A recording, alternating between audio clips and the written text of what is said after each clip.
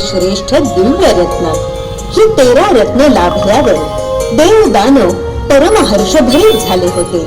पण तो रत्नांचा अद्वितीय लाभ घडण्याचं अशक्य कोटीतलं अजोड महाकार्य शक्य झालं होतं ते केवळ देवाधिदेव महादेवांच्या अचाट अफाट सामर्थ्यामुळे. मंथनाच्या वाढत्या वेगामुळे, प्रचंड घर्षणामुळे गुंफाटत उफाळलं, जळजळत हलाहल. ती मूर्तिमंत संहार रक्ता स्वीकारण्याचं कोणातही धाडस नव्हतं. मग सुरू झाला कलह. हे हलाहल विष दैत्यांनी घ्यावं. कदापि नाही. या जळजळत्या विषाचा स्वीकार देवतांनीच करायला पाहिजे. आम्हाला हा सर्वनाश ओढवून घेणं शक्य नाही.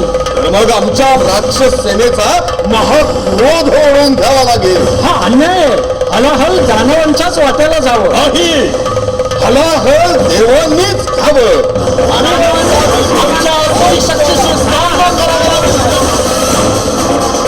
वादाची थंडी पेटली आणि दोन्ही पक्ष हठाईवर आले.